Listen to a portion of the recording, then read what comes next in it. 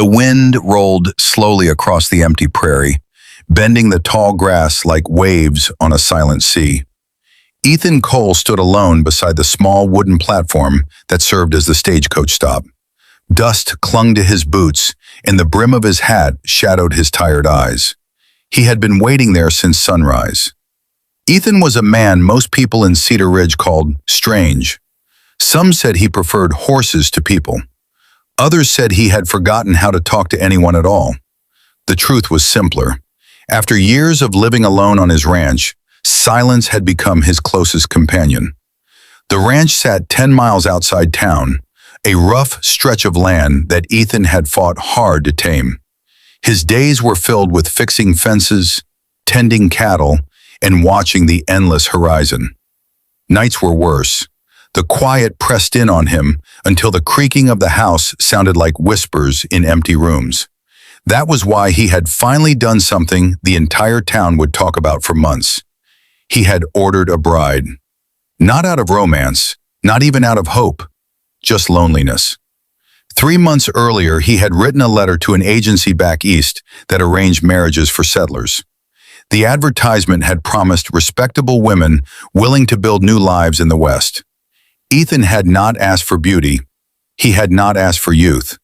His only request was simple: someone kind, someone strong enough to live on a ranch. When the reply arrived, it had been brief. Miss Clara Whitmore, 27 years old, hard-working, experienced with farm life, traveling by wagon to Cedar Ridge in early spring. That was all Ethan knew. Now the day had come. The stagecoach was late. Ethan shifted his weight and looked down the long dirt road stretching toward the hills. The town behind him had begun to stir with curiosity. A few people pretended to sweep porches or fix wagon wheels while secretly watching him. Old Mr. Hargrove from the general store leaned against a post and chuckled. "Never thought I'd see the day, Ethan. You bringing a lady to that lonely ranch of yours?" Ethan didn't answer. Talking had never been his strength. Another man laughed. "Hope she knows what she's getting into. That place of yours ain't exactly paradise." Ethan ignored them. His eyes stayed fixed on the road. Minutes passed. Then finally, a cloud of dust appeared in the distance. The wagon. The sound of wooden wheels slowly grew louder. The horses approached at a steady, tired pace until the wagon rolled into town and stopped beside the platform. Ethan's chest tightened. The driver climbed down and stretched. "You Ethan Cole?" Ethan nodded once. The driver looked back toward the wagon and gave a small, strange smile. "Well, your bride's here." For a moment, nothing happened. Then the wagon door opened. A boot stepped down first, a very large boot. Ethan frowned slightly. The second foot followed. Then slowly, carefully, a woman climbed down from the wagon. The entire town went silent. She was enormous, not merely tall, not just strong. She was nearly twice Ethan's size. Her shoulders were broad enough to block the sunlight behind her. Her thick arms looked capable of lifting a sack of grain with ease. Her dress was simple, but stretched tight across her powerful frame. Long, dark hair was tied back in a rough braid, and her cheeks were flushed from the long journey. Someone nearby whispered, barely containing laughter. "Good Lord, she's bigger than him." Another voice muttered, "That rancher ordered a wife and got himself a giant." A few men chuckled openly. Ethan didn't laugh. He simply stared. The woman adjusted the strap of a heavy travel bag slung over her shoulder and looked around the town square. Her eyes were sharp, steady, and surprisingly calm. Then they landed on Ethan. She walked toward him with slow, confident steps. Each footstep seemed to thud against the wooden platform. When she stopped in front of him, Ethan had to tilt his head slightly to meet her eyes. For a moment, neither of them spoke. Then she extended her hand. "Clara Whitmore," she said in a deep but gentle voice. Ethan looked at her hand. It was big, calloused, strong, a working woman's hand. After a brief pause, he shook it. "Ethan Cole." Clara studied him for a second, then gave a small smile. "So, you're the rancher?" Ethan nodded. Around them, the whispers grew louder. One man laughed openly now. "That's the strangest pair I've ever seen." Clara heard it.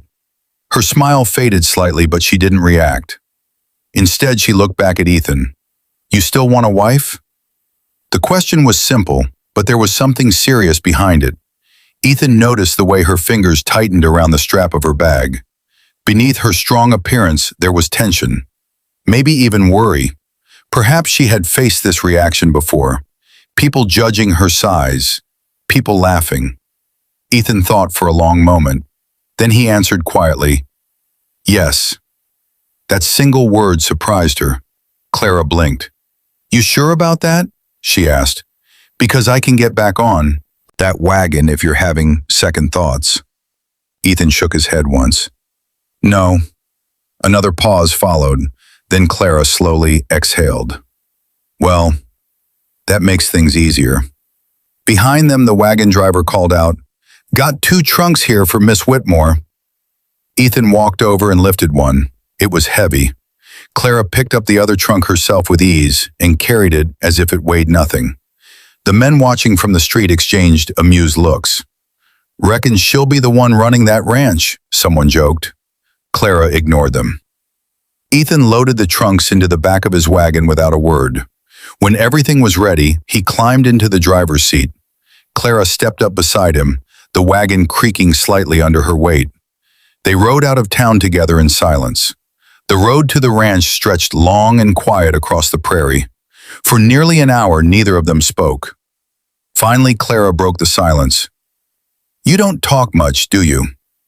"No," she chuckled softly. "That's all right. I talk enough for 2 people sometimes." Ethan glanced at her briefly. Despite her massive frame, there was something calm about her presence. Not loud, not demanding, just steady. After another mile, she asked, "Your ranch big?" "Big enough."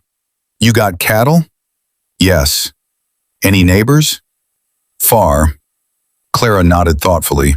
Then she said something that made Ethan glance at her again. "Good." "Why?" he asked. She looked out across the wide open land.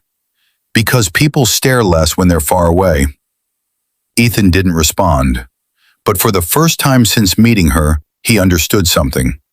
Clara Whitmore had lived a life where people stared. A lot. The sun was beginning to sink when the ranch finally came into view. A small wooden house, a barn, miles of open land. Clara looked at it quietly as the wagon rolled closer. Then she said softly, almost to herself, "Well, it's not much." Ethan nodded. "No." She turned toward him again. "But it's peaceful." Ethan stopped the wagon in front of the house. For a moment, neither of them moved. The wind rustled through the dry grass around the ranch. Finally, Clara climbed down from the wagon and stood looking at the land. Ethan watched her carefully. Many women would have turned around right then. The place was isolated, lonely, hard. But Clara didn't look frightened. She looked thoughtful. Then she said something unexpected. "I think I can make this place better." Ethan raised an eyebrow. "How?" Clara smiled slightly. "You'll see." And that was the moment Ethan Cole realized something strange. The woman who had stepped off that wagon, the woman the entire town had laughed at, might be the strongest thing that had ever walked onto his ranch. But what Ethan didn't know yet was that Clara Whitmore had not come west just to become someone's wife. She had come running from something far more dangerous than loneliness. And the past that followed her across the prairie was already closer than either of them realized. The wind moved slowly across the ranch as evening settled over the land. Clara stood beside the wagon looking out at the wide, empty fields. The sky had turned deep orange, stretching endlessly above the prairie. For a long moment, she didn't speak. Ethan climbed down from the wagon and began unloading the trunks. "You can leave that," Clara said suddenly. Ethan paused. She walked over and lifted the heaviest trunk with both hands, carrying it toward the house without even slowing down. Ethan watched silently. He had worked with ranch hands for years. men twice as loud as they were useful. Most of them struggled with half the weight Clara carried like it was nothing. Inside the small ranch house, the air smelled of wood smoke and dust. Clara stepped through the doorway and set the trunk down carefully. She looked around the room. The place was simple. A wooden table, 2 chairs, a stone fireplace, a narrow staircase leading up to a loft bedroom. Nothing fancy, nothing decorative, just survival. Clara turned slowly, studying the walls. "You built this yourself?" she asked. "Yes. It's sturdy." Ethan nodded once. He placed the second trunk beside the first. For a few seconds they stood there in silence. Then Clara said something quietly. "I've lived in worse places." Ethan looked at her. He didn't ask what she meant. Clara walked to the small window and looked outside.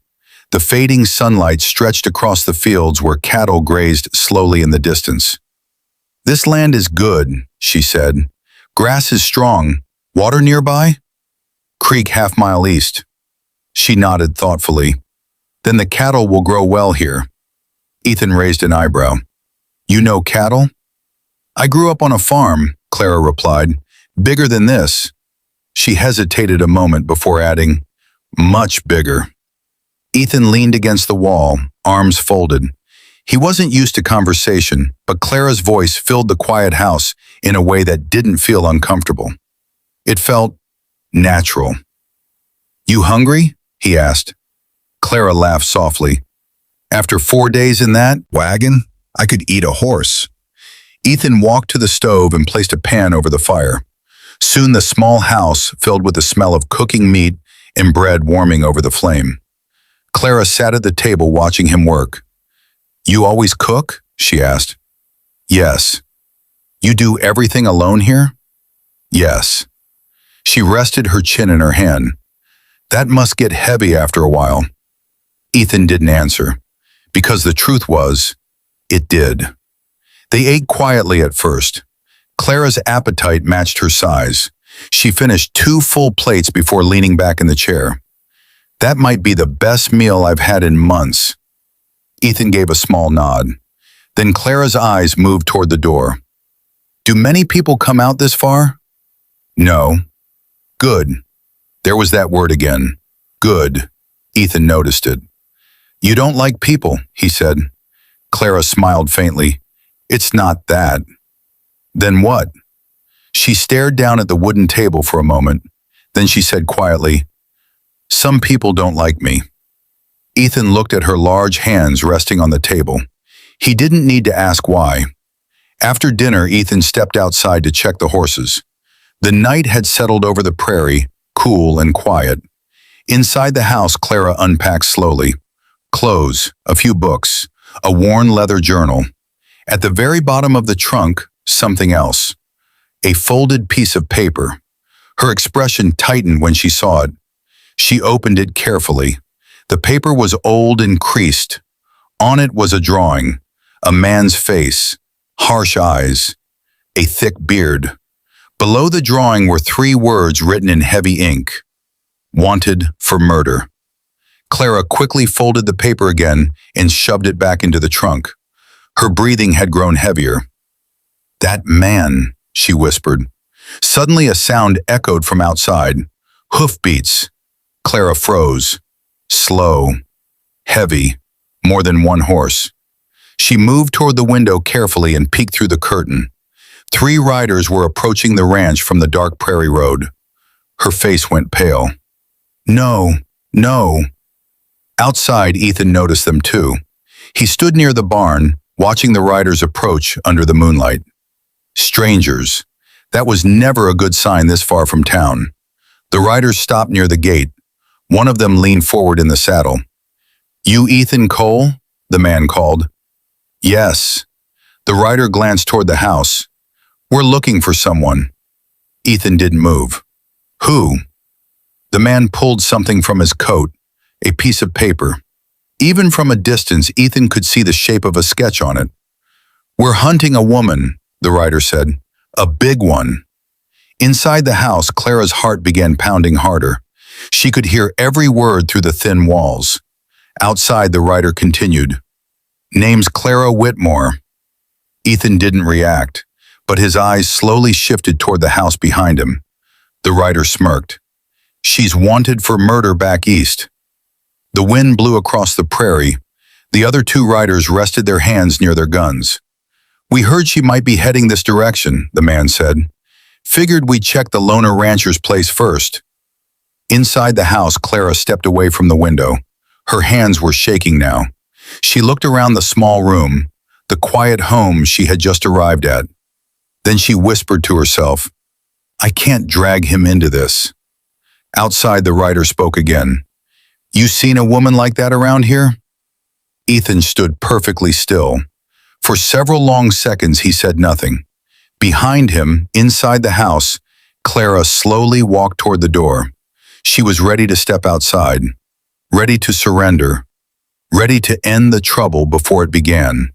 Her hand touched the door handle, but at that exact moment, Ethan finally answered, his voice calm, flat, certain. "No." The writers narrowed their eyes. "You sure about that?" Ethan didn't move. "Yes." The three men looked at each other. One of them spat into the dirt. "Fine." The lead writer folded the paper again. "But if you see her, you tell the sheriff." He leaned forward in the saddle slightly. "Because men have already died looking for that woman." The riders turned their horses. Within moments, they disappeared back into the dark prairie night.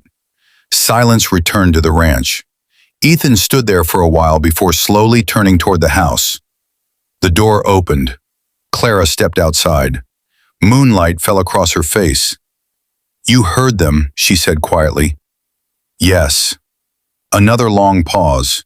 Then Clara took a breath and said the words she had been running from for months. "They're not lying."